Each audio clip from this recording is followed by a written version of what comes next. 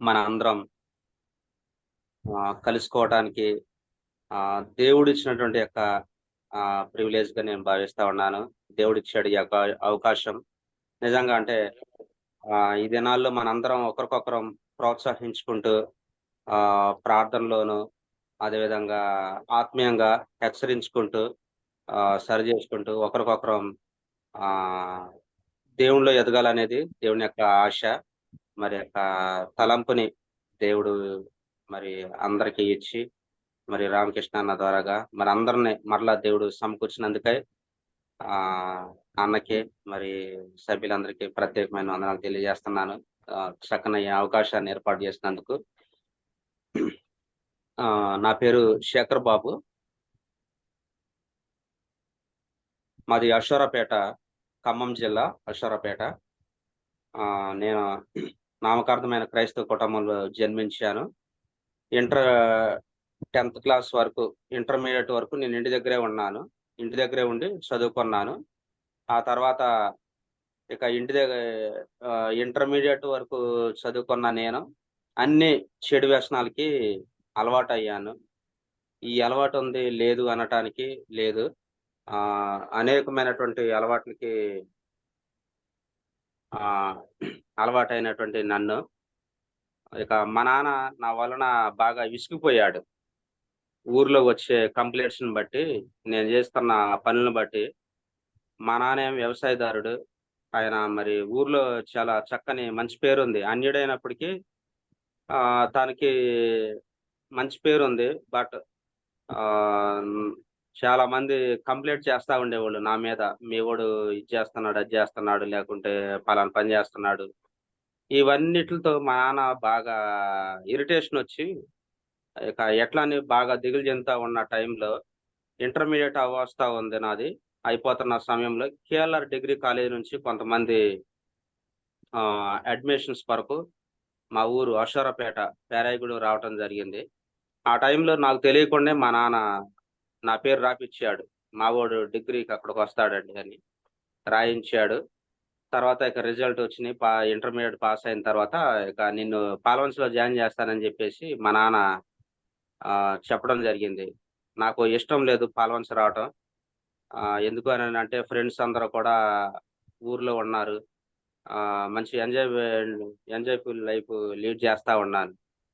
ఇక మా నాన్న నన్ను బలవంతంగా పాల్వంచ తీసుకురావటం జరిగింది. అక్కడ జాయిన్ జేశాడు. జాయిన్ జేసిన తర్వాత డిగ్రీ కేఎల్ఆర్ డిగ్రీ కాలేజీలో 2006 ఫస్ట్ ఇయర్ జాయిన్ జేయటం జరిగింది. జాయిన్ జేసి ఆహ్, పాల్వంచ వచ్చేటప్పుడు అక్కడ కల్వరి గుట్ట, కల్వరి ఆహ్, ఆ కొండ మీద ఒక మాటుందనమాట. ఎంట్రన్స్‌లో ఉన్న కొండ మీద ఆర్‌సీఎం టెంపుల్ ఉంది. అక్కడ ప్రయాసపడి భారం మోస్తున్న సమస్త జనులారా నా యొద్దకు రండి, నేను మీకు విశ్రాంతినిచ్చేదను. ఆ మాట నన్ను ఆకర్షించింది. అంటే నేను ఇంటర్మీడియేట్ వరకు చర్చ్‌కెళ్ళేవాడిని గానీ, అప్పుడప్పుడు చర్చ్‌కి వెళ్ళేవాడిని. ఎగ్జామ్స్ అప్పుడు బాగా ప్రేయర్ చేసుకునేవాడిని. ఆరోగ్యం బాగోకపోతే ప్రేయర్ చేసుకోవటం. ఈ భక్తే తప్ప ఇక మారు మనసు రక్షణ అనుభవం లేదు. లోకస్తుల్లో వలె ఉన్నటువంటి అన్ని చెడు వ్యసనాలు ఆహ్, కి అడిక్ట్ అయినటువంటి నేను, ఈ మాట నన్ను చాలా ప్రత్యేకంగా ఆకర్షించింది. ప్రయాసపడి భారం మోస్తున్న సమస్త జనులారా నా యొద్దకు రండి. ఆ రోజు మా నాన్న నన్ను ఆహ్, హాస్టల్‌లో జాయిన్ జేసి వెళ్ళిపోయిన తర్వాత నేను మరలా అక్కడికి ఒక్కడినే వెళ్ళాననమాట. అక్కడ ఆర్‌సీఎం బ్యాక్‌గ్రౌండ్ కదా నాది. నేను అక్కడికి వెళ్లి ప్రేయర్ జేస్తూ ఏడుస్తూ బాగా ప్రేయర్ జేసుకున్నాను. ప్రేయర్ జేసుకున్న తర్వాత ఇక అట్లాగా ఇక డిగ్రీ హాస్టల్‌కొచ్చాను. ఆ హాస్టల్‌లో చూస్తే నేను ఇంతకు ముందు ఎన్నడూ తిననటువంటి ఫుడ్డు, ఆ స్మెల్, ఆ వాతావరణం, నాకసలంతా గందరగోళం అయిపోయిందనమాట. ఈ హాస్టల్ నేను పెరిగిన వాతావరణం ఏంది? ఇంట్లో తిన్న ఫుడ్ ఏంది? ఇక్కడిది ఈ ఫుడ్ ఏంది? ఈ వాతావరణం ఏంది? నేనేంది? నా పరిస్థితి ఏంది? నేను ఎలాంటి పరిస్థితిలోకి నేను ఉండటం ఏందని జెప్పేసి బాగా ఒక్కడినే ఏడుస్తా ఉండేవాడిని. ఆహ్, అయితే ఆ టైంలో నన్ను సతీష్ అన్న, మా సీనియరు, ఆయన నన్ను బైబిల్ స్టడీకి ఇన్వైట్ జేశాడు. "తమ్ముడు బైబిల్ స్టడీ జరుగుతుంది, వస్తావా?" అనంటే అప్పట్లో శ్రీనన్నాను. ఆ అన్న వచ్చేవాళ్ళు అనమాట బండి వేసుకొని.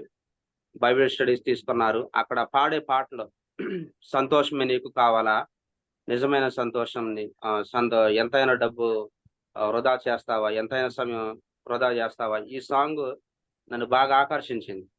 అట్లాగా బైబిల్ స్టడీస్‌కి అటెండ్ అవుతా ఉన్నాను. తర్వాత ఎవాంజలిస్టిక్ క్యాంప్‌కి నన్ను ఇన్వైట్ చేశారు. ఫస్ట్ అయితే నేను రానని చెప్పాను. రానన్నా సారీ అని చెప్పాను. పాపం అన్నోళ్ళు బతిమిలాడి వెళ్ళిపోయారు. వాళ్ళెళ్ళిన తర్వాత నాకెందుకో హృదయంలో నెమ్మది లేదు. వాళ్ళొచ్చి ఇన్వైట్ చేస్తే ఎందుకు వెళ్ళలేదు అని చెప్పేసి ఆహ్, వెన్యూ ఎతుక్కుంటా చీకట్లో ఒకవైపు చినుకులు పడతా ఉన్నాయి. వెన్యూ ఎతుక్కుంటా వెళ్ళి ఎవాంజలిస్టిక్ క్యాంప్‌కొచ్చి కూర్చున్నాను. ఆగస్టు 2006 ఆగస్టు 12వ తారీఖు. ఆ రోజు ఆ ఎవాంజలిస్టిక్ క్యాంప్‌లో మొదటి డివోషన్‌లో నేను మారుమనసు పొందాను. ఆ రోజు జాన్ విలియమ్స్ అన్న మెసేజ్ చెప్తా ఉన్నారు. ఆ క్యాంప్‌లో నేను మారుమనసు పొంది యేసు ప్రభుని నా సొంత రక్షకుడిగా అంగీకరించాను. అప్పటి వరకు నేను చేసిన పాపములన్నిటిని బట్టి పశ్చాత్తాపపడి ఏడ్చాను. ఏడ్చి ప్రభా నన్ను క్షమించు ప్రభా అని ఆ రోజు చేసిన పాపములన్నిటిని ఒప్పుకొని విడిచిపెట్టాను. ఆ రోజు నా జీవితంలో మర్చిపోలేని రోజు. యేసు ప్రభుని నా సొంత రక్షకుడిగా అంగీకరించినటువంటి రోజు. ఆ తర్వాత మరి అన్నవాళ్ళు సీనియర్స్ అప్పుడు సాంబయ్య అన్న మా సీనియర్. సాంబయ్య అన్న, తర్వాత నరసింహరావు అన్న ఆహ్, వాళ్ళుండేవాళ్ళు. అట్లా బైబిల్ స్టడీస్‌కి ఇన్వైట్ చేస్తా ఉన్నారు. రామకృష్ణ అన్నని పరిచయం చేశారు. ఆ టైంలో చక్కగా అన్న ఆహ్, అప్పుడు నేను ఇక ఫస్ట్ ఇయర్ నుంచి సెకండ్ ఇయర్‌కొచ్చాను. అయితే ఫుడ్డు పరంగా నాకు అస్సలు నచ్చలేదు. అందరూ ఒక పూట 3 పూటలు తినే దాంట్లో నేను ఒక పూటతో సరిపెట్టుకునేవాడిని. ఒక ముద్ద తినటం, యేసుకున్న ఒక 20% తినటం, 80% ఫుడ్ పడేసేవాడిని. ఏ రోజు కూడా నేను ఉన్న 3 సంవత్సరాల్లో కంప్లీట్‌గా ప్లేట్ నిండా అన్నం తిన్న రోజు లేదు. అయితే స్పిరిచ్యువల్‌గా నా హృదయం ఎంతో సంతోషం, ఆనందం అన్నమాట. ఫుడ్డు అక్కడున్నటువంటి యొక్క వాతావరణాన్ని బట్టి వేదన కలుగుతున్నప్పటికీ నా జీవితంలో యేసు ప్రభువుని తెలుసుకున్నాను. నేను గొప్ప రక్షణ ఆనందాన్ని పొందుకున్నాననే సంతోషం నా హృదయంలో వెంటాడుతూ, బైబిల్ స్టడీస్‌కి అటెండ్ అవుతూ, చక్కగా ఆత్మీయంగా ఫెలోషిప్‌లో ఎదగటానికి దేవుడు కృప చూపిస్తూ వచ్చాడు. ఆహ్, అలాగా డిగ్రీ కంప్లీట్ జేసుకోవడానికి మరి రామకృష్ణ అన్న నేను సెకండ్ ఇయర్‌లోకి వెళ్ళిన తర్వాత మా ఫైనల్ ఇయర్స్ అన్నోళ్ళు అందరూ ఎళ్లారు. అప్పుడు సెకండ్ ఇయర్‌లోకి వెళ్ళిన తర్వాత మరి ఆహ్, ఈయూ కమిటీ మెంబర్‌గా కూడా సెక్రటరీగా నన్ను ఆ టైంలో తీసుకోవడం జరిగింది కమిటీలోకి. అప్పుడు ఆ టైంలో భిక్షపతి అన్న, మరి నేను, తర్వాత విలాస్ అన్న కేఎల్ఆర్‌లో మేమంతా కమిటీ మెంబర్స్‌గా ఉండేవాళ్ళం. శంకర్ అన్నేమో ఎన్‌డీసీలో ఉండేవాళ్ళు. అలాగా దేవుడి కృపను బట్టి చక్కగా ఆత్మీయంగా బలపడటానికి నా యొక్క పాప జీవితం అంతా విడిచిపెట్టుకొని సహవాసంలో ఎదగటానికి బైబిల్ స్టడీస్, క్యాంప్స్ ఆ తర్వాత నేను సెకండ్ ఇయర్‌లోకి వెళ్ళిన తర్వాత కొంతమంది జూనియర్స్ వాళ్ళతో కలిసి పరిచర్య చేయటానికి నేను ఒక్కడినే ఫస్ట్ ఇయర్‌లో ఒక్కడినే ఉండేవాడిని. ఆ తర్వాత నేను సెకండ్ ఇయర్‌కి వెళ్ళిన తర్వాత కూడా ఇద్దరు ముగ్గురు ఉండేటప్పటికి యాక్టివ్‌గా దేవుడు చక్కగా ఉండటానికి దేవుడు కృప చూపించాడు. నేను సెకండ్ ఇయర్‌లో తర్వాత కొంతమంది జూనియర్స్‌ని వాళ్ళని తీసుకొని బైబిల్ స్టడీస్‌కి రావటానికి దుర్గాప్రసాద్, సురేష్ తర్వాత దొరబాబు కొంతమంది ఉండేవాళ్ళు తమ్ముడోళ్ళు. వాళ్ళని బైబిల్ స్టడీస్ అలాగా మరలా నేను ఫైనల్ ఇయర్‌కి వెళ్ళిన తర్వాత మళ్ళీ ఈ తమ్ముడాళ్ళందరం కలిసి మరలా ఇంకొక దాదాపు ఒక 7-8 మెంబర్స్‌ని తమ్ముడాళ్ళని గైడ్ చేయటానికి ఎప్పుడూ కూడా ఇక ఆ గ్రౌండ్‌లో బైబిల్ స్టడీస్ అంటే ఫ్యామిలీ ప్రేయర్ ఎవ్రీడే ఒక 10 మినిట్స్ లీడ్ చేయటానికి తర్వాత చక్కగా మంచి గ్రేట్ ఫెలోషిప్ అనమాట. అద్భుతంగా దేవుడు నాకు ఫెలోషిప్ ఇచ్చాడు. ఆ టైంలో ఎంటైర్ డిగ్రీలో మరి రామకృష్ణ అన్న చక్కగా మరి ఎక్కడి నుండి ఇంటికి నడుచుకుంటూ వెళ్ళేవాళ్ళం ఆ టైంలో. చాలా చక్కగా గైడ్ చేసేవాళ్ళు స్పిరిచ్యువల్‌గా. ఆ తర్వాత డిగ్రీ కంప్లీట్ అయింది. పీజీ సెట్ రాసి, ఐసెట్ రాసి పీజీకి వెళ్ళటానికి పాలోన్స్‌ని ఎక్కడో చివర పెట్టి అన్ని ఆప్షన్‌లు పెట్టాను. వేరే చోటకి వెళ్ళాలని. బట్ దేవుడు మరలా ఎక్కడో అడుగునున్నటువంటి పాల్వంచ ఆప్షన్‌లో మళ్ళీ ఎన్‌డీసీలో పీజీ చేయడానికి దేవుడు అవకాశం ఇచ్చాడు. ఎళ్ళటానికి ఇష్టం అంటే ఆల్రెడీ డిగ్రీ చదివా కదా! వేరే ప్లేస్‌కి వెళ్లి అక్కడ పరిచర్య చేద్దాము, ఆత్మీయంగా ఎదుగుదాం అన్నట్టుగా అనుకున్నాను. బట్ దేవుడు నన్ను అక్కడ పెట్టాడనేది నాకు అర్థమైంది. ఆ టైంలో శంకర్ అన్న మరి ఇద్దరం అన్న కూడా అక్కడే పీజీ సీట్ రావటం, ఇద్దరం కలిసి రూమ్‌మేట్స్‌గా ఉండటానికి చక్కగా హెబ్రోను అటు సంఘం పరిచర్యలోను, యూఎస్ఏ మినిస్ట్రీలోను ఇద్దరం నిజంగా నాకు దేవుడు ఇచ్చినటువంటి ఆ టైంలో గిఫ్ట్ శంకర్ అన్న అన్నమాట. మంచిగా నన్ను చక్కగా ఇద్దరం కలిసి బాగా ప్రేయర్ చేసుకునేవాళ్ళం. బైబిల్ స్టడీస్ తీసుకోవటం గాని, చర్చ్ పరిచర్యలో ఇన్వాల్వ్ అవ్వటం గాని, ఆ చర్చ్‌లో చాలా చక్కని సాక్ష్యాన్ని దేవుడు ఇస్తూ వచ్చాడు. రామకృష్ణ అన్న మరక్కడ చర్చ్‌లో కూడా చక్కగా గైడ్ చేస్తూ తర్వాత అప్పుడు నేను పీజీ చదివేటప్పుడు శ్రీన్ అన్న స్టాఫ్‌గా ఉండేవాళ్ళు. స్టాఫ్‌గా ఉండి మా రూమ్‌కొస్తా మమ్మల్ని ఎంకరేజ్ చేస్తూ చాలా చక్కగా మంచి ఫెలోషిప్ ఉంటా ఉండేది. అలాగా దేవుడి దయ వల్ల ఇక పీజీ అయింది. ఆ పీజీలో ఉన్నప్పుడే ఒకరోజు దేవుడు నాతో మాట్లాడాడు. నేను చర్చ్‌లో నాకివ్వబడినప్పుడు డ్యూటీ ఏంటంటే నేనెళ్లి ఏం చేసేవాడినంటే, ప్రతి మంగళవారం, గురువారం కొంత హెల్ప్ చేసేవాడిని. ప్రతి సండే వచ్చిందంటే ఇక అక్కడే ఉండేవాడిని. అసలు మార్నింగ్ ఎళ్ళిపోయి బ్రష్ చేసి పొయ్యి చేసుకొని ఎళ్ళిపోయి, కూరగాయలు కట్ చేయటం, లేకుంటే చర్చ్‌లో వర్క్స్ చేయటం, చర్చ్ అయిన తర్వాత స్ట్రీట్ గాస్పెల్ చేయటం, మైకు భుజం మీద పెట్టుకొని, ఆ పాల్వంచ వీధుల్లో తిరగటం, సువార్త అప్పుడు దేవానందం అంకుల్ అని చెప్పేసి ఆహ్, పిలిచి సువార్త సడెన్‌గా సువార్త చెప్పమనేవాళ్ళు. అట్లా చక్కగా సువార్త చెప్పడం అలవాటు చేసుకున్నాను. నేను, శంకరన్న స్ట్రీట్ గాస్పెల్స్‌కి వెళ్ళేవాళ్ళం. ఎంతో ఆదరణ చక్కగా ఆనందంగా ఉండేది. నిజంగా సండే వచ్చిందంటే ఒక పండగలాగా ఉండేదన్నమాట చర్చ్‌లో. అట్లాగా పీజీ చదువుకోవటానికి తర్వాత ఆ టైంలో నేను ఒకరోజు రూమ్‌లోకొచ్చి పడుకున్నాను. ఏమి వెళ్తావులే అని. బట్ హృదయంలో నెమ్మది లేక బైబిల్ తెరిచి చదువుతా ఉంటే నా కుమారులారా తన సన్నిధి నిలుచుటకు, తన సన్నిధిలో పరిచర్య చేయుటకు యెహోవా మిమ్మల్ని ఏర్పరచుకొను గనక మీరు అశ్రద్ధ చేయకుడి అని దేవుడు మాట్లాడాడు. వెంటనే చదువుతున్న బైబిల్ క్లోజ్ చేసి సైకిలేసుకొని పరిగెత్తుకొని వెళ్లి చర్చ్‌కెళ్ళి వర్క్ చేసి వచ్చాను. కానీ అప్పుడప్పుడు ఆ మాట నన్ను దేవుడు గుర్తు చేస్తా ఉండేవాడు. అలా గుర్తు చేస్తా ఉన్నప్పుడు పీజీ కంప్లీట్ అయింది. జాబ్ కొరకు నేను సెర్చ్ చేస్తా ఉన్నాను. ఆ టైంలో ఎఫ్‌ఇకార్‌లోకి మన రామకృష్ణ అన్న మరి నాకు అవకాశం ఇప్పించారు. వా వారు ఇంటర్వ్యూ చేశారు నన్ను. ఆహ్, ఫోన్‌లో ఇంటర్వ్యూ చేస్తే సెలెక్ట్ అయ్యాను. రమ్మన్నారు. ఇక తీరా వెళ్ళే టైంకి నా హృదయంలో నెమ్మది లేదు. అప్పుడు రామకృష్ణ అన్నకి చెప్పానన్నమాట. "అన్నా నాకు హృదయంలో నెమ్మది లేదన్నా" అనంటే, "సరే తమ్ముడు వద్దులే మరి నెమ్మది లేనప్పుడు వద్దు" అని అన్నారు. ఆగిపోయాను. ఆగిపోయాను కానీ ఇక ఇంటి దగ్గరున్నాను. వ్యవసాయం ఉంది ఇంటి దగ్గర. పొలం వెళ్తా ఉన్నాను. అయితే ఒక 8 నెలలు ఇంటి దగ్గరున్న 8 నెలల్లో ఆహ్ ఆ టైంలో మరి శ్రీనన్న ఖమ్మం డిస్ట్రిక్ట్ స్టాఫ్‌గా చేస్తా ఉన్నారు. తర్వాత రామకృష్ణ అన్న గైడ్ చేస్తూ వచ్చారన్నమాట. లోకల్‌లో అవివేర్ ఐటీఐ కాలేజ్ అని ఉంది. అక్కడ బైబిల్ స్టడీ స్టార్ట్ చేయడానికి దేవుడు కృప చూపించాడు. అక్కడ బైబిల్ స్టడీ తీసుకుంటా ఉండేవాడిని. ఆ తర్వాత మరలా ఆహ్, ఏజీబీఎస్ కాలేజీకి వెళ్ళి అక్కడ ఆహ్, కొంతమంది పిల్లల్ని పరిచయం చేసుకొని ఎవ్రీ వీక్ వెళ్లి మాట్లాడుతా ఉండేవాడిని. ఒక వీక్ ఏమో అగ్రికి అవేర్ ఐటీఐ కాలేజీలో స్టడీ. ఇంకొక రోజేమో అగ్రికల్చర్. ఇలా జరుగుతా ఉన్నప్పుడు నా ఫ్రెండ్ సీహెచ్ డేవిడ్ అని చర్చ్ పాస్టర్‌గా చేస్తున్నాడు. తను జాబ్ చేస్తూ. తనేమన్నాడంటే మా ఊర్లో కూడా ఒక బైబిల్ స్టడీ స్టార్ట్ చేయొచ్చు కదా! మా యూత్ చాలా మందున్నారు అనంటే, ఇక అప్పుడు వాళ్ళ దగ్గరకి కూడా వెళ్ళటం జరిగింది. అప్పుడు శ్రీనన్న వచ్చేవాళ్ళనమాట అశ్వరపేట. ఈ క్రమంలో ఒకవైపు దేవుడు నన్నేమో సేవకు పిలుస్తా ఉన్నాడు. నేనేమో జాబ్ కొరకు ప్రేయర్ చేస్తా ఉంటే దేవుడు సేవకు పిలుస్తున్నాడు. ఇక రోజులో 3 రోజులు ఈయూ మినిస్ట్రీ బైబిల్ స్టడీస్ తీసుకోవటం. తర్వాత చర్చ్‌లో 2 రోజులు ఎళ్ళటం. సండే చర్చ్ పరిచర్యకి వెళ్ళటం. అలాగా దేవుడు దయ వలన అక్కడ అషారాబాద్‌లో 8 మంత్స్ పరిచర్య చేయటానికి ఇక అలాగా ఒక జాబ్ హైకోర్ట్ లాయర్ దగ్గర నేను అకౌంటెంట్‌గా జాయిన్ అవ్వటం జరిగింది. జాయిన్ అయిన తర్వాత అక్కడ నాకు అకౌంటెంట్‌గా జాయిన్ అయ్యాను.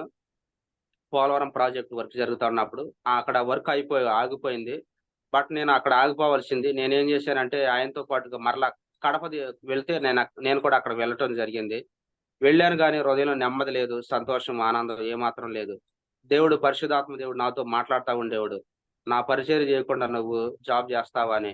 అలాగా కొంతకాలం ఉన్న తర్వాత మరలా సిద్దిపేట రావటం జరిగింది. అక్కడ మా సార్ అక్కడ తీసుకొనొచ్చాడు. అయితే ఈ క్రమంలో ఈ జర్నీలో ఆయన నన్ను బాగా అబ్జర్వ్ చేశాడు. ఉన్న అకౌంట్స్ నమ్మకంగా, యథార్థంగా రాయటం, సండే చర్చ్‌కి వెళ్ళటం, అందరూ చక్కని రిలేషన్ మెయింటైన్ చేయటం అందరితో. ఇదంతా ఆయన గమనించినటువంటి నన్ను వదిలిపెట్టుకునేవాడు కాదు. నన్ను బాగా లైక్ చేసేవాడు. అందరితో, చాలా మంది కాంట్రాక్టర్స్‌తో, తర్వాత చాలా మంది వ్యక్తులతో, మా అకౌంటెంట్ ఆణిముత్యు లాంటోడు. అలాంటి వ్యక్తి మాకు దొరకటం, మా కంపెనీకి దొరకటం చాలా మా అదృష్టం అని చెప్పేసి అందరితో చెప్పేవాడు. ఎక్కడికి వెళ్తే అక్కడ ప ప పెట్రోల్ బంక్‌కెళ్తే పెట్రోల్ బంక్‌లోను, తర్వాత షాప్స్‌కి వెళ్తే అక్కడ ఆ షాపు, తర్వాత కాంట్రాక్టర్స్, చాలా పెద్ద పెద్ద నాయకులు వాళ్ళు అడుగుతా ఉండేవాళ్ళు. "నువ్వేనా అకౌంటెంట్? మీ సార్ మీ గురించి చెప్తా ఉంటాడు. నువ్వు చాలా నమ్మకమైన వ్యక్తివంట" అని అడుగుతా ఉండేవాళ్ళు. అయితే ఒకవైపేమో దేవుడు నాకు హృదయంలో నెమ్మది ఉండేది కాదు. దేవుడు పదే పదే మాట్లాడుతా ఉండేవాడు. ఇక నా హృదయంలో నెమ్మది ఉండేది కాదు. ఒక్కడినే ఉన్నప్పుడు ఏడుస్తా ఉండేవాడిని. ఒంటరిగున్నప్పుడు ఏడుస్తా ఉన్నాను. ఒంటరిగున్నప్పుడు ఏడుస్తా నాకు తెలియకుండానే ఏదో హృదయంలో నెమ్మది లేకుండా ఏడుస్తా ఉన్న క్రమంలో ఇక ఫాస్టింగ్ ఉండి ప్రేయర్ చేయటం మొదలుపెట్టాను. సిద్దిపేటలో ఉన్నాను ఆ టైంలో. ఫాస్టింగ్ ఉండి ప్రేయర్ చేయటం మొదలుపెడితే దేవుడు అద్భుతంగా ఒక్కొక్క వాగ్దానం ఇస్తా ఉండేవాడు. బూది గంతుల నుండి దాని కొనల నుండి పిలుచుకున్నవాడా ఇశ్రాయేలు, యెషయా గ్రంథం 41:10 వచనంలో, నేను నిన్ను ఏర్పరచుకున్నాను, దిగులు పడకు. మళ్ళీ ఒకరోజు ఫాస్టింగ్ ఉండి ప్రేయర్ చేస్తే ఇర్మియా 1:5 అన్నమాట. నీ తల్లి గర్భంలో రూపింపడక ముందే నేను నిన్ను ఏర్పాటు చేసుకున్నాను. మళ్ళీ ఇంకో రోజు ఫాస్టింగ్ ఉండి ప్రేయర్ చేస్తే దేవుడు మీరు నన్ను ఏర్పాటు చేసుకోలేదు గానీ నేనే మిమ్మల్ని ఏర్పాటు చేసుకున్నానని చెప్పాడు. మరలా ఇంకో రోజు ఫాస్టింగ్ ఉండి ప్రేయర్ చేస్తే నా ఆత్మ స్పిరిట్ పైకెళ్తా ఉంది. బట్ మధ్యలో ఆగిపోయాను. ఏంది ప్రభు అని అడుగుతా ఉంటే, ఒకరోజు నువ్వు గనక నా మాట వినకుండా ఉంటే, నువ్వు నా దగ్గర కూడా రానులేని పరిస్థితి వచ్చిద్ది అని దేవుడు మాట్లాడాడు. దాంతో బాగా దిగులు పెట్టుకున్నాను. మరలా ఇంకో రోజు ఫాస్టింగ్ ఉండి ప్రేయర్ చేసుకొని చర్చ్‌కి వెళ్తే, యోనా ద్వారా మాట్లాడాడన్నమాట. ఇప్పటి వరకు నేను ఎన్నో రోజుల నుంచి నా సేవకు వెళుతున్నాను. నాకు లోబడట్లేదు. నీ మీద గాని, నీ కుటుంబంలో గాని నేను తుఫాను రేపుతా, రెడీగా ఉండన్నాడు. మరలా ఫాస్టింగ్ ఉండి నన్ను క్షమించు ప్రభా!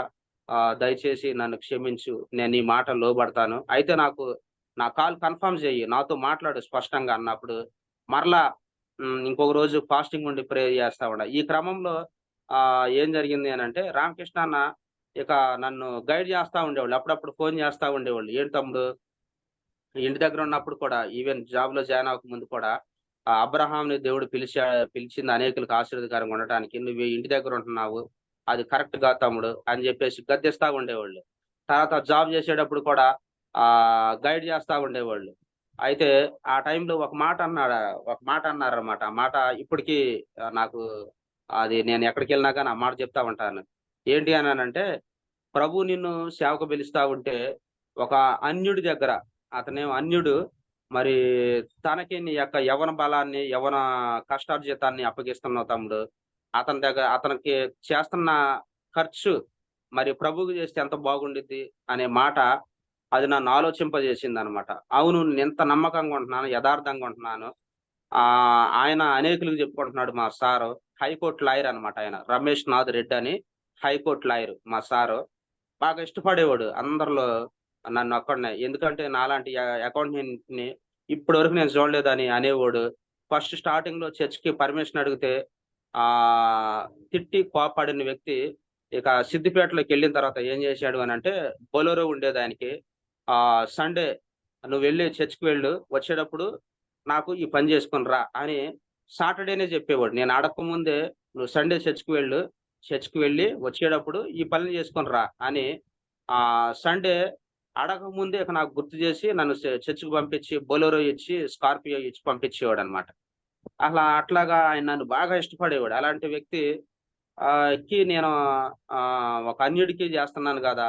నేను సేవ. అదేదో దేవుడికి చేస్తే బాగుండు గదా! అని ఇక తలంపు దేవుడు నాలో ఆలోచించడం మొదలుపెట్టాను. ఇక ఒకరోజు పడుకున్నాను. నైటంతా ఫాస్టింగ్ ప్రేయర్ చేసుకొని పడుకుంటే ఆహ్, బైబిల్ ఓపెన్ చేసుందనమాట. బైబిలు కల్లో బైబిల్ ఓపెన్ చేసి ఉంది. ఇలా ఉన్నప్పుడు ఒక ఇక పేజ్ ఇలా తిరుగుతా ఉంది. కల్లో పడుకున్నా గాని పేజు తిరుగుతా ఉంది. ఏంటిది అనంటే యెహెజ్కేలు గ్రంథం 2వ అధ్యాయం, 3వ అధ్యాయం అంట. పేపర్ ఇలా తిరుగుతా ఉంది. నైట్ అంతా తిరుగుతుంది. పడుకున్నా గాని నిద్ర పట్టలే. ఆహ్, ఆ కల్లో యెహెజ్కేలు 2వ అధ్యాయం. ఏంది ఉలిక్కిపడి లేచేసరికి టైం 4 అయింది. ఓపెన్ చేసి చదువుతా ఉన్నాను. నరపుత్రుడా లేచి చక్కగా నిలబడు.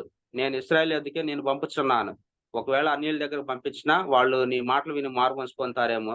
ఇశ్రాయేలు హృదయాన్ని కఠినపరుచుకున్నారు. వారు సిగ్గుమాలిన వారు. బ్రహ్మదేవుడి చెట్లు వలె వాళ్ళు ఉన్నారు. నువ్వు అలాంటి వ్యక్తుల మధ్య నువ్వు నివసిస్తున్నావు. తేళ్ళు లాంటి వ్యక్తుల మధ్య నువ్వు నివసిస్తున్నావు. అయినను వాళ్ళకు భయపడకు. నేను చెప్పే మాటలు నువ్వు వెళ్లి వాళ్ళకు ప్రకటించు. నేను కావలివాడినిగా నేను నియమించాను అని చెప్పేసి దర్శనం ద్వారా మాట్లాడాడు. క్వైట్ టైమ్ ద్వారా మాట్లాడేవాడు. చర్చ్‌కి వెళ్తే చర్చ్‌లో మా దేవుడు సేవకుల ద్వారా మాట్లాడేవాడు. ఇలాగ దేవుడు ఏ రి ఎన్ని సోర్స్‌లున్నాయో అన్ని సోర్స్‌ల ద్వారా దేవుడు నాతో మాట్లాడాడు. ప్రకృతి ద్వారా మాట్లాడేవాడు. హృదయంలో పడుకున్నాను అనంటే, కూర్చున్నాను అనంటే, ప్రయాణం చేస్తున్నాను అనంటే, హృదయం అస్సలు నెమ్మదుండేది గాదు. నేను నిన్ను ఏర్పాటు చేసుకున్నా. నా కుమారుడా నా సేవ చెయ్యి. నా కుమారుడా నా సేవ చెయ్యి. ఇక అసలా హృదయంలో నెమ్మది లేకపోవటం బట్టి అనేకమైన ఫాస్టింగ్ ప్రేయర్‌లు చేసి చివరికి ఒక మాట అడిగా దేవుడిని. సరే ప్రభా! నేను నీ సేవ చేస్తాను. మరి వాట్ అబౌట్ మై పేరెంట్స్? మరి నా భవిష్యత్తేంటి? నేనా ఒక్కడినంటే ఎక్కడికెళ్ళినా ఓకే. బతకొచ్చు. మరి రేపొద్దున నా కుటుంబ పరిస్థితేంటి? ఎలా అని ఆ రోజు నైట్ అంతా ఫాస్టింగ్ ప్రేయర్ చేసుకొని సండే చర్చ్‌కి వెళ్ళా. దేవుడు సేవకుని ద్వారాగా అద్భుతంగా దేవుడు మాట్లాడాడు. ఆహ్, సారెపతి విధవరాలు మరి ఏలియాకి కలిగిన దాంట్లో తన అప్పం కొంచెం ఇచ్చితే ఆహ్, ఆహ్, ఇచ్చినటువంటి అప్పాన్ని బట్టి అక్కడ రాయబడింది ఏంటి అననంటే, ఆ కరువులో ఆమె ఇంటి వారందరూ 3:30 సంవత్సరాలు పోషించబడ్డారు. ఊర్లోనేమో కరువు. ఆమె మాటకి లోబడిన దైవజనుడి మాటకి లోబడి అప్పం చేసుకొచ్చినటువంటి విధవరాలు ఇంట్లోనేమో అడవులో సమృద్ధి.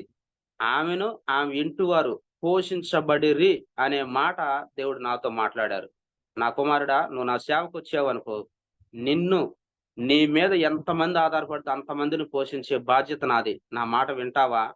అని దేవుడు ఫైనల్‌గా నన్ను రిక్వెస్ట్ చేసినట్టుగా అనిపించింది.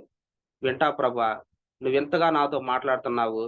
ఆహ్, వ ఆధారమైన ప్రతి దానితో దర్శనం ద్వారా మాట్లాడావు. కళల ద్వారా మాట్లాడావు. తోటి సహోదరుల ద్వారా మాట్లాడుతున్నావు. సేవకుడి ద్వారా మాట్లాడుతున్నావు. క్వైట్ టైమ్ ద్వారాగా అన్నిట్లికంటే హృదయంలో పరిశుద్ధాత్మ దేవుడు ఒప్పింపజేస్తున్నాడు.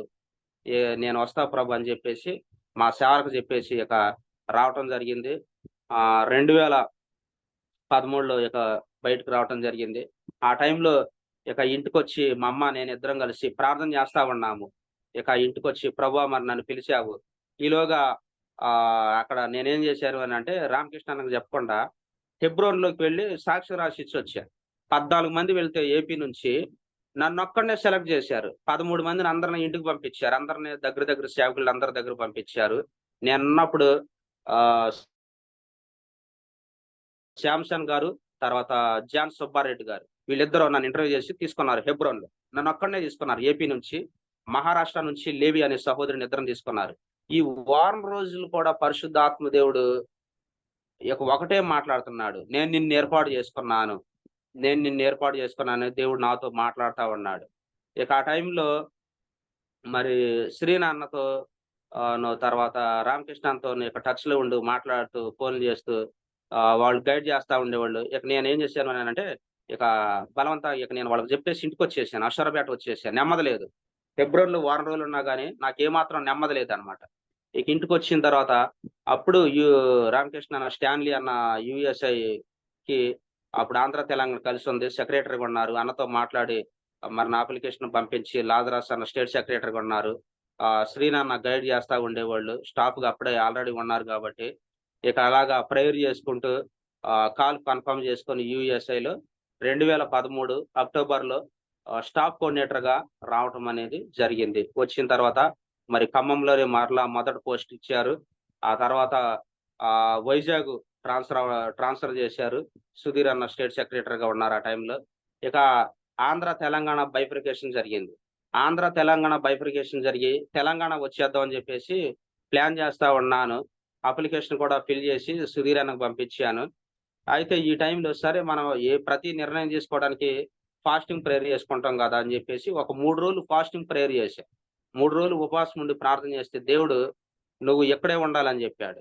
రామకృష్ణ అన్న కూడా ఆ టైంలో మరి ఉంటే మంచిది తమ్ముడు చక్కగా దేవుడిచ్చిన ప్రదేశంలోనే గైడ్ చేస్తూ వచ్చారు. అలాగే ఇక నేను ఆహ్, ఆంధ్రాలోనే ఉండిపోవటం జరిగింది. గుంటూరు డిస్ట్రిక్ట్ స్టాఫ్ కోఆర్డినేటర్‌గా నేను 2016లో గుంటూరు డిస్ట్రిక్ట్ స్టాఫ్ కోఆర్డినేటర్‌గా ట్రాన్స్‌ఫర్ అయ్యాను వైజాగ్ నుంచి. ఆఫ్టర్ 1 ఇయర్ వైజాగ్ తర్వాత గుంటూరొచ్చాను. అప్పుడు సుస్మిత ప్రపోజల్ తీసుకురావటం జరిగింది. డేవిడ్ రాజ్‌కుమార్ అన్న ప్రపోజల్ తీసుకొచ్చారు. దాదాపు నా నా ప్రపోజల్‌ని అంటే సుస్మితని కన్ఫర్మ్ చేసుకోవడానికి ఇంచుమించు ఒక 70-80 ఉపవాస ప్రార్థనలు చేశా. ప్రభా! ఈ అమ్మాయేనా నా జీవితంలో నువ్వు ఏర్పాటు చేసిన అమ్మాయి. లేకుంటే మరొక అమ్మాయి కొరకు నేను ఎదురు చూడాలా? ఎందుకనంటే నేను హృదయపూర్వకంగా నీ సేవకు సమర్పించుకున్నాను. నాకొచ్చే భార్య కూడా పీజీ చేసుండాలి. ఆమె యథార్థంగా సేవ చేసే అమ్మాయి అయ్యుండాలి. ఏదో తల్లిదండ్రులు, పాస్టర్ గారులు వాళ్ళు ఈళ్ళు బలవంతం చేస్తే వచ్చే అమ్మాయి గాదు. నాకు ఈ అమ్మాయి అయితేనే నాకు చెప్పు. లేకుంటే లేదని జెప్పేసి సుమారు 70-80 ఫాస్టింగ్ ప్రేయర్‌లు చేస్తే దేవుడు కన్ఫర్మ్ చేసాడు. ఈ అమ్మాయే అని జెప్పేసి. ఇక ఆ అమ్మాయిని ఆహ్, ఇక చూడటం కొరకు అమ్మ అమ్మోళ్ళు, నాన్న, అన్నయ్యోళ్ళు రామకృష్ణ అన్న, దయానిధి అన్న పాల్వంచి నుంచి రావటం జరిగింది. వాళ్ళతో అమ్మ, నాన్న, అన్న వాళ్ళతో పాటుకి వెళ్ళి అదే ఫస్ట్ టైము సుస్మితని చూడటం. అంతకుముందు ఎప్పుడు కూడా నేను ఫిజికల్‌గా ఎప్పుడు చూడలేదు. వాళ్ళ క్యాస్ట్ తెలుసుకోవాలని, వాళ్ళ బ్యాక్‌గ్రౌండ్ తెలుసుకోవాలని ఏమాత్రం నేను ప్రయత్నించలేదు. ఇంకోటేంటంటే నేను అప్పుడు ఆ టైంలో నంబూర్‌లో ఉండేవాడిని. నంబూరు నుంచి సుస్మిత వాళ్ళ ఊరు బండి మీద వెళ్తే 30 మినిట్స్ 15 కిలోమీటర్లు. ఇప్పుడు తుళ్ళూరు మండలం. అది ఇప్పుడు ప్రెజెంట్ సచివాలయం దగ్గరుంది. పెదపరిమనమాట. బట్ నేను ఒకటి తీర్మానం తీసుకున్నాను. రాబోయే తరానికి నా జీవితం ఒక ఆదర్శవంతంగా ఉండాలి. కులం చూడకూడదు, మతం చూడకూడదు, అంటే అందం చూడకూడదు, బ్యాక్‌గ్రౌండ్ చూడకూడదు. ప్రభువు నా హృదయంలో సమాధానం ఇచ్చాడు. ఇన్ని ఉపవాస ప్రార్థనలు చేశాను. దేవుడు స్పష్టంగా నాతో మాట్లాడాడు. ఈ జనరేషన్‌కి నా జీవితం ఒక రోల్ మోడల్‌గా ఉండాలి. కాబట్టి అనే ఉద్దేశ్యంతో అమ్మాయిని ఫిజికల్‌గా చూడలేదు. వాళ్ళ కులమేంటో నాకు తెలీదు. కేవలం అన్న వాళ్ళతో పాటు వెళ్ళాను. ఎళ్లి చూసి ఆహ్, ముందే డేవిడ్ రాజ్‌కుమార్ అనకన్నా నాకు దేవుడు సమాధానం ఇస్తున్నాడని చెప్పి, ఇక జస్ట్ ఫార్మాలిటీ‌గా వెళ్లి అన్నోళ్ళు అందరితో పాటు ఎళ్లి చూసి మాట్లాడుకొని రావటం జరిగింది. అమ్మోళ్ళు ఇంటికెళ్ళిన తర్వాత అడిగిందనమాట. మా అమ్మ ఇంటికెళ్ళిన తర్వాత ఫోను చేసి అడిగింది. ఇంతకీ వాళ్ళదేం కులం రా అని అడిగింది. ఇంటికొచ్చి వాళ్ళ ఇంటికొచ్చి అందరూ భోజనం చేసిన తర్వాత కూడా వాళ్ళ క్యాస్ట్ ఏంటో మాకు తెలీదు. ఇంటికెళ్ళిన తర్వాత అడిగిందనమాట. మా అమ్మ ఫోను చేసి, "వాళ్ళది ఏం కులం రా" అనంటే, "నాకు తెలీదమ్మా" అన్నానంటే తిట్టారనమాట. "ఇంత పిచ్చోళ్ళు లేకుండా, అమాయకులు లేకుండా, క్యాస్ట్ తెలుసుకోకుండా ఎట్లున్నారంటే" నేనప్పుడు ఒకటి చెప్పాననమాట. "అమ్మా నాకు కావాల్సింది ఆ అమ్మాయి సేవకురాలైతే చాలు. నాలాగా చదువుకొని సేవ చేస్తే చాలనుకున్నాను. ఆ అమ్మాయి ఎంఫార్మసీ చేసిందంట. ఉత్తరాఖండ్‌లో మిషనరీగా ఆల్రెడీ 2 ఇయర్స్ సేవ చేస్తుంది. నాకది చాలమ్మాయిక. నాకంతకంటే ఇక నాకెక్కువ అవసరం లేదు.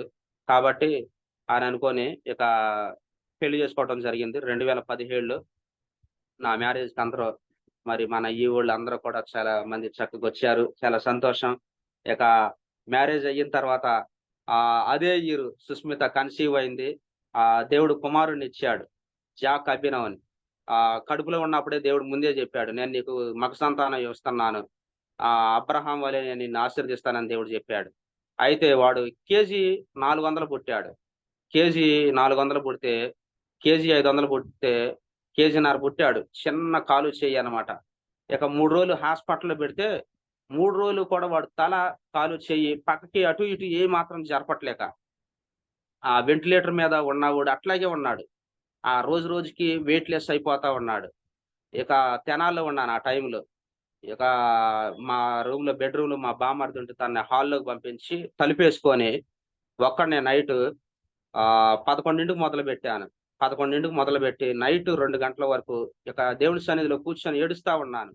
ఒక తండ్రి తండ్రి విలువ తెలిసిద్దని అప్పుడు ఇక నాకు కూర్చొని ఏడుస్తా ఉన్నాను. ఏడుస్తా ఉంటే ఆ బైబిల్ నాకు తెలియకుండానే ఒళ్ళో పెట్టుకొని ఏడుస్తా ఉన్నాను. బైబిల్ ఓపెన్ అయ్యింది. నేనేం ఓపెన్ చేయలేదు గానీ అదంతరకు అదే బైబిల్ ఓపెన్ అయింది. దాదాపు మధ్యరాత్రి 2 గంటలయింది. 2 వరకు దేవుని సన్నిధిలో కూర్చొని ఏడుస్తూనే ఉన్నాను. దేవుడు చాలా స్పష్టంగా మాట్లాడాడనమాట. "ఎఫ్రాయిమా నా ముద్దు బిడ్డ, నువ్వెందుకు ఏడుస్తున్నావు? నిశ్చయంగా నీ సంతానాన్ని నేను స్వస్థపరుతాను. క్షేమంగా అతడు తిరిగొస్తాడు. నువ్వు ఏడవబోకు. నువ్వేడిస్తే నా హృదయం వేదనకు గురవుతుంది. నువ్వేడవబోకని పరిశుద్ధాత్మ దేవుడు మధ్యరాత్రి 2 గంటలకి నాతో మాట్లాడితే కన్ను కళ్ళు తుడుచుకొని హాస్పిటల్‌కి వెళ్ళా. ఎళ్తే వాళ్ళన్న మాటేంటంటే, "3 రోజులు వెంటిలేటర్ మీద పెట్టాము. కేజీ 400 అన్నాడు ఈ బిడ్డ. అయితే అన్ని టెస్టులు చేశాము. అన్నీ నార్మల్‌గే ఉన్నాయి" అని చెప్పేసి తెల్లారి తల్లి దగ్గరికి పంపించేశారు. అలాగే క్షేమంగొచ్చాడు. ఇక రెండో డెలివరీ అయింది. మరలా 2019లో సెకండ్ డెలివరీ అయింది సుస్మితకి. పాప పుట్టింది. పాప పుట్టింది. దేవునికి స్తోత్రం అని జెప్పేసి ఊపిరి పీల్చుకొని ఇక ఇంట్లో ప్రశాంతంగా పడుకున్నాను. నైట్ 12 గంటలకు ఫోనొచ్చింది. ఏంటి అనంటే, "అమ్మా మీ మిసెస్‌కి హార్ట్ పెయిన్ వస్తా ఉంది. స్టమక్ స్వెల్లింగ్ వస్తుందని" జెప్పి. పరిగెత్తుకొని 2 గంటల ప్రాంతంలో హాస్పిటల్‌కి పరిగెత్తుకొని వెళ్ళాను. మెడిసిన్ ఏయో జెప్పారు. వెళ్లి కొనటానికి సెంటర్‌లకే తిరుగుతా ఉంటే, ఇక వాళ్ళు ప్రయత్నిస్తున్నారు. గ్యాస్ అని జెప్పేసి ఎంతో ఆ గ్యాసు స్టమక్ అంతా స్వెల్లింగ్ వచ్చేస్తా ఉంది మరలా యథాస్థితికి. నైన్త్ మంత్ ప్రెగ్నెన్సీ ఉంటే ఎలా వచ్చిద్దో, అలాగా మరలా స్టమక్ అంతా ఊగుతా ఉంటే, ఇక వాళ్ళు గ్యాసు అనుకోని జెప్పేసి చాలా ప్రయత్నం జేస్తున్నారు పోగొట్టాలని. అయినా గాని తగ్గట్లేదు. ఇక చాలా మంది దాదాపు 7-8 డాక్టర్స్ చెక్ జేశారు. ఆ స్వెల్లింగ్ తగ్గకపోతుండేసరికి గుంటూరు జీజీహెచ్ హాస్పిటల్‌కి ఎమర్జెన్సీలో ఇక అంబులెన్స్‌లో పంపివ్వటం జరిగింది. పంపించిన తర్వాత హాస్పిటల్‌లో ఇక తను ట్రీట్‌మెంట్ తీసుకుంటా ఉంది. వరండాలో వరండాలో కూర్చొని ఇక ఏడుస్తా ఉన్నానన్నమాట. ఆ! అందరూ పడుకొని నైటు అది గవర్నమెంట్ హాస్పిటలు. అందరూ వరండాలో ఉంటే నేను కూడా పడుకొని బెడ్ షీట్ కప్పుకొని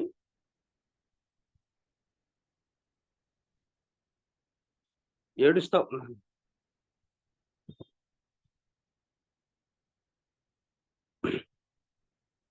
"ఏంటి ప్రభా! నేను నువ్వు చెప్తేనే గదా! నువ్వు చెప్తేనే నేను సేవకొచ్చాను.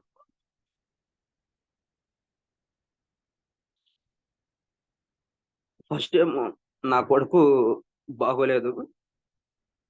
ఇప్పుడు మరలా ఆహ్, నా మిసెస్‌కి ఇలా అయిపోయింది" అని జెప్పేసి ఒక్కడినే బెడ్ షీట్ కప్పుకొని హ్మ్. హ్మ్.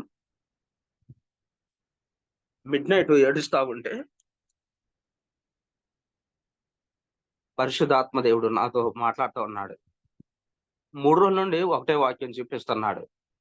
ఈ సంఘటన జరిగిద్ది అని అనటానికి 3 రోజుల నుండి ఒకటే వాక్యం ఏంటి అనంటే యెషయా గ్రంథం 43 "నువ్వు జలములో పడి దాటినప్పుడు అవి నీ మీదకి పొర్లి పడవు. అగ్ని మధ్య నడిచినా గాని జ్వాలలు నిన్ను కాల్చవు" అని.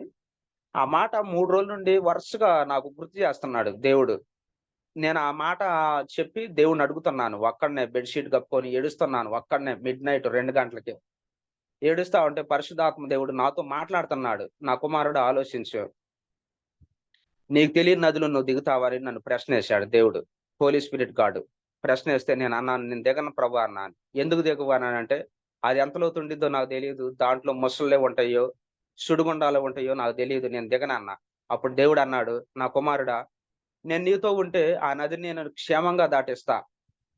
అగ్నిలో నువ్వు పట్టుకోగలుగుతావా?" అన్నాడు. "నేను పట్టుకోలేను ప్రభు" అంటే, "అయితే నేను నీతో ఉంటే ఆ జ్వాలల మధ్యలో నిన్ను క్షేమంగా తీసుకొనెళ్తాను. నీకు అపాయం ఏమీ రాదు. కాబట్టి నా కుమారుడా, నువ్వు బాధపడబోకు. నువ్వు ఏడవకు. నేను నీకు తోడుగున్నాను. నువ్వు ఇలాంటి పరిస్థితులు గుండా నువ్వు రావాల్సిందే. నేనే నిన్ను తీసుకెళ్తున్నాను. ఇలాంటి పరిస్థితులు గుండా నేను నిన్ను తీసుకెళ్తున్నాను. నా శక్తి నువ్వు తెలుసుకోవాలి. నా గొప్పతనం నువ్వు తెలుసుకోవాలి. అనేకులకు నువ్వు ప్రకటించాలి. నీ భార్యకేం గాదు" అని జెప్పేసి పరిశుద్ధాత్మ దేవుడు మధ్యరాత్రి 2 గంటలతో నాతో మాట్లాడుతా ఉన్నాడు. నాకు దేవునికి డిస్కషన్ జరుగుతా ఉంది. 24 అవర్స్ నుంచి యూరిన్ రానటువంటి ఆమెకి సడెన్‌గా ఆ టైంలో యూరిన్ రావటం జరిగింది. ఒకవైపు ఆమె కూడా బెడ్ మీద ప్రేయర్ చేసుకుంటుందంట ఈ విధంగా. ప్రభా, నన్ను ఉత్తరాఖండ్ తీసుకెళ్ళావు. డెహ్రాడూన్‌లో 2 ఇయర్స్ మిషనరీగా సేవ చేశాను. మ్యారేజ్ చేశావు. 2 బిడ్డలనిచ్చావు. భూమి మీద నన్నుంచితే నీ సేవ చేపించుకోవాలనుకుంటే నన్నుంచుకో. లేదంటే నన్ను తీసుకొని బెడ్ మీద ఆమె ప్రేయర్ చేసుకుంటుందంట. ఇక్కడ నేను ఏడుస్తా ఉన్నాను. దేవుడు నాతో మాట్లాడాడు. దేవుడు ఆమెను స్వస్థపరిచాడు. ఇక అలా అయిపోయిన తర్వాత ఇక జరిగిందేంటి అనంటే 3 నెలల తర్వాత మరలా వాళ్ళు 3 నెలల తర్వాత చెప్పిన మాట ఏమిటి అనంటే గుండె పగిలే వార్త మళ్ళీ ఇంకోటి చెప్పారు. 5 నెలల తర్వాత. ఏమిటి అనంటే అంబిలికల్ హెర్నియా లోపల పేగుల సంచి పగిలి పేగులు బయటకొచ్చినియి అని జెప్పారు. ఇక ఇక నాలో వేదన రోజు రోజుకి ఎక్కువవుతుందనమాట. అంటే బాధపడతా ఉన్నా, సేవ జేస్తున్నాను, దేవుడు ఓదారుస్తున్నాడు. ఏ ఏ పట్టుక ఏ ఏ పరిస్థితిలో గుండా ఆ పరిస్థితిలో మాట్లాడుతున్నాడు సిట్యుయేషన్ తగ్గట్టుగా. మరలా వేదనకు గురవుతా ఉన్నాను. ఏంది ప్రభా! ఇప్పటికి 2 ఆపరేషన్‌లయినయి. లోపల పేగుల సంచి పగిలి పేగులు బయటకొచ్చాయంట. మా ఆవిడకి ఏంది పరిస్థితి? నువ్వు జేసుకోమంటేనే జేసుకున్నాను. దేవుడు నన్ను సేవకు పిలిచావు వచ్చాను. నీ చిత్తంలోనే ఉన్నా గదా! నేనేమైనా పాపం జేశానా? ఎక్కడ నేను తప్పిపోయాను?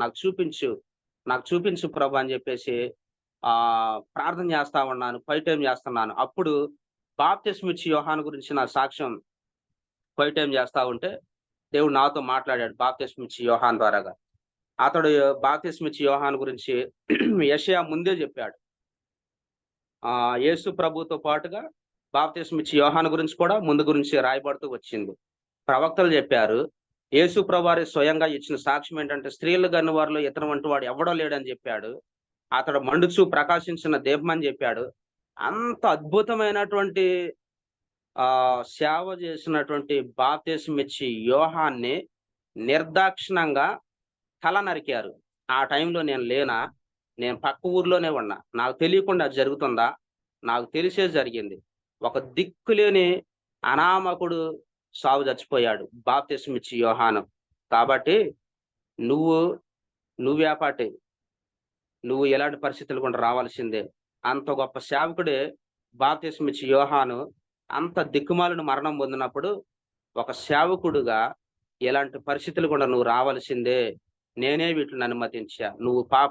నీ పాపాన్ని బట్టి ఇది రాలేదు గానీ, నా శక్తి, నా బలము, నా ప్రేమ నువ్వు తెలుసుకోవాలని నేనే అనుమతిచ్చా. నా కుమారుడని దేవుడు నాతో స్పష్టంగా మాట్లాడాడు. మరలా మూడో ఆపరేషను అంబిలికల్ హెర్నియా 2022లో మూడో ఆపరేషన్ చేశారు. స్టమక్‌లో మెష్ ఏశారు. కింద కూర్చోకూడదు, వంగకూడదని జెప్పారు. ఇక ఆ తర్వాత ఆ టైంలో పిల్లలిద్దరికి నేనే ఇక స్నానాలు జేపించడం. అమ్మా, నాన్నేమో రారు. వాళ్ళు ఆ టైంలో పాప పుట్టిన 3 నెలలకే ఆపరేషన్ కంటే ముందు మా నాన్న చనిపోవటం జరిగింది. నాన్న చనిపోయినప్పుడు బరియల్ జేసిన తర్వాత ఇంటికొచ్చి మధ్యాహ్నం నేను, నా భార్య ఇద్దరం కలిసి ఏడ్చుకుంటా బైబిల్ చదువుతా ఉన్నాను. దేవుడు చాలా స్పష్టంగా కుమారి, నీ తండ్రి ఇంటిని మరువము. నీ పితరులకు బదులుగా నేను నీకు కుమారులను ఇస్తున్నాను. వారిని బట్టి నువ్వు సంతోషించు. కాబట్టి నా కుమారుడా, మీ నాన్నని మర్చిపో. అయిపోయిందేదో అయిపోయింది. ఆయన్ని గుర్తు తెచ్చుకుంటూ నువ్వు చేయవలసిన సేవ చేయకుండా మానొద్దు. నీకు దానికి బదులుగా నీకు సంతానం ఇచ్చా. వారిని బట్టి నువ్వు సంతోషించు, ఆనందించు అని దేవుడు స్పష్టంగా మాట్లాడటం. ఇక ఆ తర్వాత దేవుడు వాగ్దానాలు ఇస్తూ, ఆదరిస్తూ ప్రతి చిన్న విషయానికి అడిగినప్పుడు దేవుడు మాట్లాడుతూ అలాగా ఇక నెల్లూరు డిస్ట్రిక్ట్‌కి 2022లో ట్రాన్స్‌ఫర్ అయ్యి రావటం జరిగింది. మరి ఇక్కడికొచ్చి రాకముందు కూడా మా అన్నయ్య అన్నాడన్నమాట. ఇక ఇంతకాలం చేసింది చాలు యూఎస్ఏలో మరి మన ఊర్లో కూడా చాలా పరిచర్య నీడ్ ఉంది కదా! వచ్చి ఇక్కడ సంఘం పెట్టుకొని ఇక్కడ ఉండొచ్చు కదా! అంత దూరం వెళ్ళకపోతేనని అంటే మరలా ప్రార్థన చేసుకున్నాను.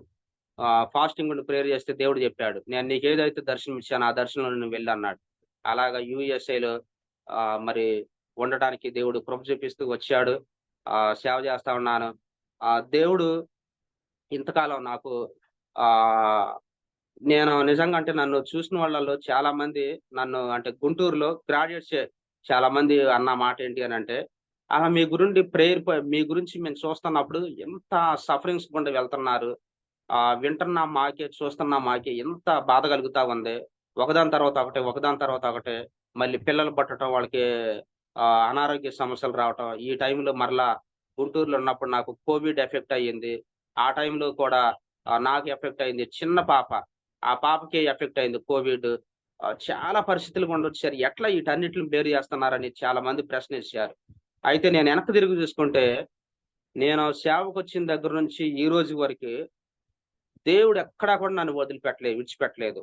ఆయన చేయబట్టుకొని నన్ను నడిపిస్తా ఉన్నాడు. ప్రతి చిన్న విషయానికి ఆయన మీద ఆధారపడి ప్రార్థన చేస్తున్నప్పుడు పరిశుద్ధాత్మ దేవుడు చాలా స్పష్టంగా నాతో మాట్లాడటం, నన్ను ధైర్యపరచడం, బలపరచడం, నా అవసరాలు మరి భక్సింగ్ గారి ఫెలోషిప్‌కి వెళ్ళటాన్ని బట్టి ఒక తీర్మానం తీసుకున్నా సేవకు రాకముందు.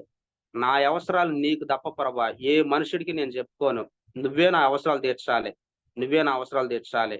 నేను నీకే చెప్పుకుంటానని చెప్పుకున్నప్పుడు వైజాగ్‌లో ఉన్నప్పుడు ఒక 3 రోజులు ఫాస్టింగ్ ఉండి ప్రేయర్ చేశాను. అద్భుతంగా దేవుడు ఒక మంచి కొత్త బైక్ ఇచ్చాడన్నమాట. ఆ తర్వాత ఆ యొక్క ప్రతి అవసరం అంటే స్టూడెంట్ ఏజ్ నుండే విశ్వాసం, ఫెయిత్ లో డిపెండ్ అవ్వటం అన్నోళ్ళు నేర్పించడం. మరి ఈ రోజుకి కూడా నిజంగానే అంటే నాన్న చనిపోయిన తర్వాత మరి మాకు 7 ఎకరాల పొలం ఉంది. 7 ఎకరాల్లో దాదాపు 5 ఎకరాలు పామాయిల్ తోట. మరి ఈ రోజుకి అన్నయ్య నాకింత లాభం వస్తుంది, ఇంతొస్తుంది అని ఈ రోజుకి నాకు చెప్పలేదు. అడగాలని 2, 3 సార్లు ప్రయత్నించా గాని, ఆ ఇద్దరికి మనస్పర్ధలు రావటాన్ని బట్టి దేవుడన్నాడు, నిన్ను పోషించేది నేను. నిన్ను పోషించేది నేను. సమాధానం కాపాడుకో. నీ సహోదరునితో విభేదించొద్దు అనంటే, నా అన్నయ్యతో నాన్న చనిపోయిన 4 సంవత్సరాలు అవుతున్నా, ఈ రోజుకి ప్రేమగా మాట్లాడుతా ఉన్నాను. కౌలు ఇంత ఇస్తానని చెప్తాడు. ఏదో ఆయనకిష్టం వచ్చినప్పుడల్లా ఇస్తా ఉంటాడు. బట్ పరిశుద్ధాత్మ దేవుడు వీటిలతో అందే నువ్వు తృప్తి చెందు. నీకు రావాలి నీ భవిష్యత్తు, నీ పిల్లల్ని ఆశీర్వదించేది నేను. నిన్ను గొప్పగా దీవించేది ఆశీర్వదించేది నేను. కాబట్టి నీ సహోదరునితో సమాధానంగా ఉన్నాడు. దేవుడి దయ వల్ల అంటే అమ్మ చెప్తా ఉండిద్ది. ఊరోళ్ళు ఫోన్లు చేసినప్పుడు, ఈ ఊరికెళ్ళినప్పుడు అందరూ అంటా ఉంటారు. "అరె! నువ్వేమన్నా పిచ్చోడివా? చాలా ఆదాయం వస్తా ఉంది. ఆహ్, సం నెలకి సుమారు రూ. 1,00,000 దాకా వస్తుంది పొలం పొలం మీద. నువ్వు అంత దూరం వెళ్లి ఎక్కడో అనామకులు లేక సేవ చేస్తున్నావు. మరి ఇక్కడ పొలాలు ఇయన్నీ ఉన్నాయి గదరా! మరి ఎట్లా" అని అన్నప్పుడు నేను కూడా దేవుడిని అడిగాను. చాలా సార్లు వాళ్ళు అడుగుతున్నారని చెప్పేసి నేను అడిగినప్పుడు దేవుడు పదే పదే మాట్లాడుతున్న మాట ఏంటి అనంటే, "నిశ్చయముగా నేను నిన్ను ఆశీర్వదిస్తా. లేవీయులకి నేనే స్వాస్థ్యం. నీ స్వాస్థ్యము, నీ పాలు నేనే. నువ్వు ఎవరి మీద డిపెండ్ కావద్దు." ఈ రోజుకి కూడా దేవుని కృప వల్ల ఏ అనారోగ్య సమస్యొచ్చినా, ఈ సేవకొచ్చిన ఈ 10 సంవత్సరాల్లో ఇంటికి ఫోను జేసి, నాకు డబ్బులు అవసరం అని ఈ రోజుకి కూడా అడగకుండా దేవుడు మరి ఏ అవసరమొచ్చినా నాకు తెలిసింది ఒకే ఒకటే. ఉపవాసం ఉండటం, మోకాళ్ళు మోకరించడం, కన్నీళ్లు కార్చుతా ఉన్నప్పుడు అద్భుతంగా నా అవసరాలన్నీ తీరుస్తా ఉన్నాడు.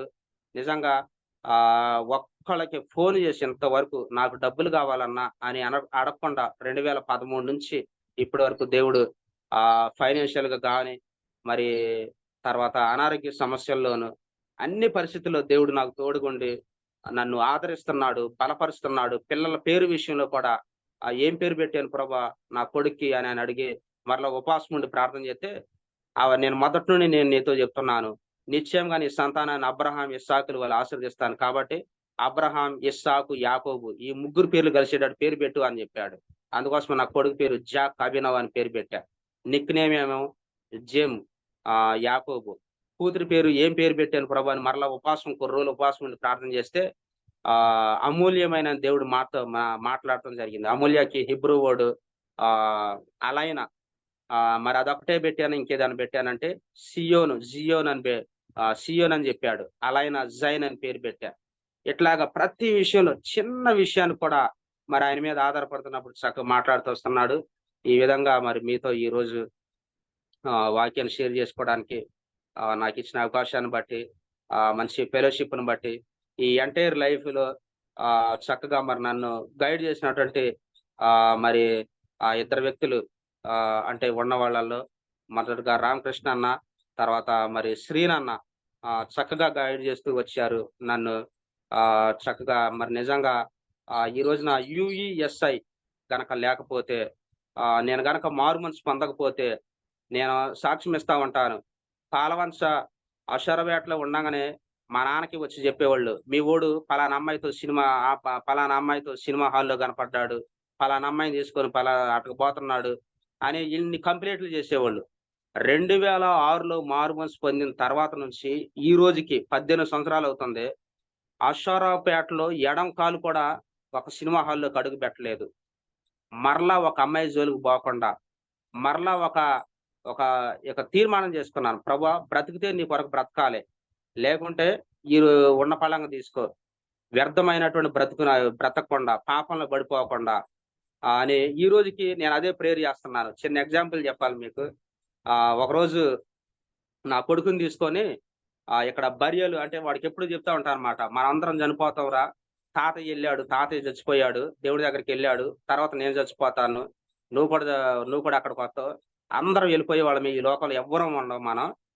యేసయ్య పెద్ద ఇల్లు కడుతున్నా. ఈ సంఘటన ఎందుకు చెప్పాననంటే, మా అన్నయ్య ఇల్లు కట్టుకున్నప్పుడు నా కొడుకు నన్నడిగాడు. డాడీ మరి పెద్ద డాడీ మంచి పెద్ద ఇల్లు కట్టుకున్నాడు. మనకేది డాడీ ఇల్లు అని అడిగితే వాడికప్పుడు చెప్పానన్నమాట. యేసయ్య మనకు పరలోకంలో పెద్ద ఇల్లు కడుతున్నాడురా. అక్కడ చాలా పెద్దగుండిద్దని వాడికి పరలోక విషయాలు చెప్తా ఉంటే, ఒకరోజు నెల్లూరులో బండి మీద తీసుకొని వాడిని ముందు కూర్చోబెట్టుకొని ఎళ్తుంటే, డెడ్ బాడీలు తీసుకెళ్ళే వెహికల్స్ కనపడ్డాయి. ఆ వెహికల్‌ని చూపించి, "డాడీ ఈ నంబర్ తీసుకో నువ్వు" అని అన్నాడు. "ఎందుకురా నీకు" అని అనంటే, "ఏం లేదు డాడీ నువ్వు చచ్చిపోతే వాళ్ళకి ఫోన్ చేయాలిగా వాళ్ళొచ్చి నిన్ను తీసుకెళ్తారన్నాడు." అప్పుడు నేనన్నాను, "అరేయ్! నువ్వు ఇక్కడ కాదురా ఫోన్ నంబర్ తీసుకోవాల్సింది. అషారాబేటలో తీసుకోరా. అషారాబేటలో నన్ను పాతిపెట్టేది. అక్కడ ఆ పెద్ద డాడీని అడిగి అక్కడ తీసుకో. అక్కడ పాతిపెడుదువు గాని నన్ను ఎక్కడ పాతిపెట్టొద్దురా" అని చెప్పా. "సరే డాడీ" అన్నాడు.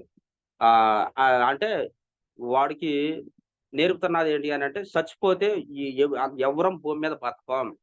బతికినంత కాలం ప్రభు కొరకు బ్రతకాలిరా. చచ్చిపోతే యేసయ్య పెద్దిల్లు కడుతున్నాడురా. అక్కడికెళ్ళి మనం హ్యాపీగా ఉందామని అలాగా జోక్‌గా అట్లా వాడికి ఏ విధం చేతనైనాను ప్రభు కొరకు బ్రతకాలనే ఒక ఇంటెన్షన్‌తో ఆహ్, వెళ్తా ఉన్నాము. మరి ప్రభు కొరకు మిగిలిన జీవితము ఆయన కొరకు జీవించేటట్లుగా నా కొరకు, మా పిల్లల కొరకు, నా పరిచర్య కొరకు ప్రార్థించవలసిందిగా కోరుతున్నాను. నన్ను క్షమించండి. వాక్యం తీసుకోమని అన్న చెప్పారు.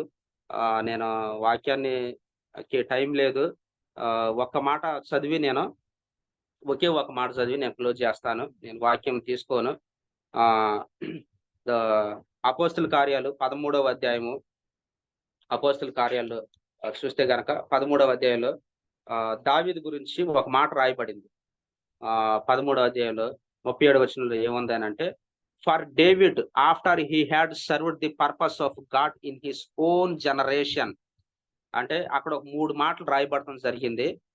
3 పార్ట్స్‌గా డివైడ్ చేసుకున్నాను. ఏంటి అనంటే, దావీదు దేవుని సంకల్పం చొప్పున 1, దావీదు దేవుని సంకల్పం చొప్పున 2, తన తరం వారికి 3, సేవ చేసి నిద్రించెను. అంటే 42 మంది రాజులు పరిపాలించారు. ఒక్క దావీదు గురించి రాయబడిన మాట ఏంటి అనంటే, అద్భుతమైనటువంటి అడ్మినిస్ట్రేషన్ చేశాడు. అద్భుతంగా పరిపాలించాడు అనే దానికంటే కూడా పరిశుద్ధాత్మ దేవుడికి ఇష్టమైంది ఏంటి అనంటే, దావీదు తన తరం వారికి సేవ చేశాడు. ఒక రాజు సేవ చేశాడు అనే రాజు గురించి పరిశుద్ధాత్మ దేవుడు రాయించడానికి ఇష్టపడ్డాడు. యాక్చువల్‌గా ఏం రాయాలి ఆయన గురించి? హి రూల్డ్ అడ్మినిస్ట్రేషన్, ఎక్సలెంట్ అడ్మినిస్ట్రేషన్ లేకుంటే హి రూల్డ్ ఎక్సలెంట్‌లని అని ఆ పరిపాలన గురించి రాయాలి. బట్ ఏం రాయబడింది అనంటే, సేవ చేశాడు అని రాయబడింది. ఎలా చేశాడు?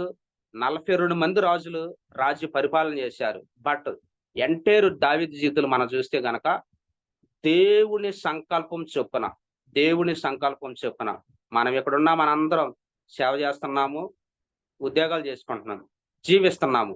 మనకంటే ముందు అనేకమైన తరాలున్నారు. ఈ తరంలో అనేకులున్నారు.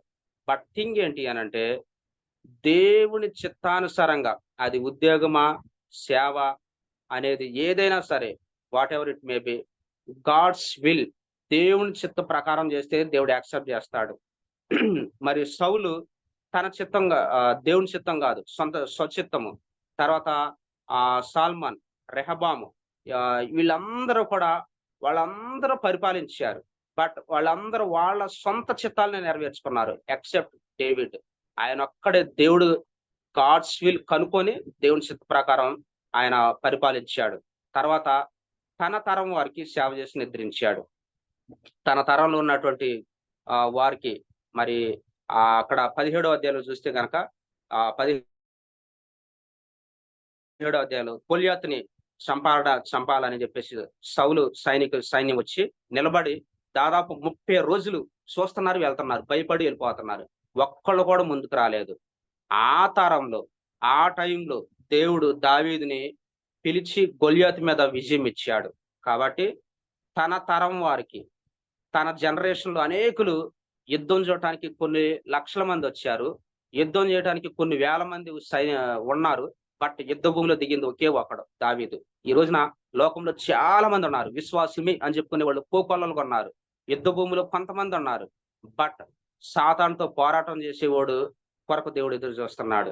ప్రభా, ఇదిగో ప్రభా నా జీవితం నీ కొరకు నేను పోరాడుతా, నీ కొరకు నేను బ్రతుకుతా ప్రభా, నీ కొరకు నేను జీవిస్తా ప్రభా అని గొల్యాతు లాంటి పరిస్థితుల్ని ఎదుర్కోవటానికి, సాతాన్ని ఎదుర్కోవటానికి దేవుడు ఎదురు చూస్తున్నాడు. కాబట్టి ఈ యొక్క మనం యుద్ధ భూమిలోనే జీవిస్తున్నాం. ఏలైనగా మనం పోరాడినది అంధకార దురాత్మ సమూహాలతో మనం పోరాడుతున్నాం. కాబట్టి వాడితో పోరాడాలి అనంటే శక్తి, బలము, దేవుని యొక్క శక్తి ఉంటేనే తప్ప మన సొంత తెలివితేటలతో, బలంతో మనం చేయలేము. చేసినా సరే మన సొంత ఆలోచనలు అవుతాయి తప్ప దేవుడికి ఇష్టం కాదు. అందుకోసమే యుఎస్ఏలో అనేకులు సేవ చేశారు.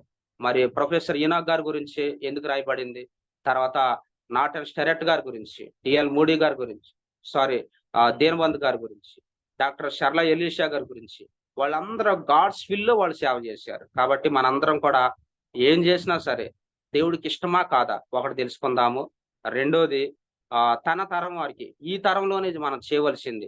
ఇక తర్వాత కొంతకాలం అయిన తర్వాత నేను చేస్తాను అన్నానంటే ఈ శరీరం ఉండదు. ఈ రోజుల్లో 30-40 సంవత్సరాలు దాటితే ఏ అనారోగ్య సమస్యలు వెంటాడుతున్నాయి. ఎప్పుడు చచ్చిపోతామో తెలియదు. బ్రతుకున్న కొద్ది రోజులు ప్రభు కొరకు, మహిమ కొరకు మనం బ్రతుకుదాము. ఆయన కొరకు సేవ చేసి ప్రభువుని మహిమపరచవలసిందిగా పరచాలని ఈ టీంలోని సభ్యులందరూ ఆ విధంగా ప్రభు కొరకు రోషంగా బ్రతకాలనేది నా యొక్క ప్రార్థన, మరి విన్నపం. ఈ అవకాశం ఇచ్చిన మన సభ్యులందరికీ, మీ అందరికీ, రామకృష్ణ అన్నకి ప్లాట్ఫామ్ ఏర్పాటు చేసిన అన్నకి, తోటి సేవకులకి, సహోదరులందరికీ థ్యాంక్స్ తెలియజేస్తున్నాను అన్న. Thank you. God bless you all. Amen.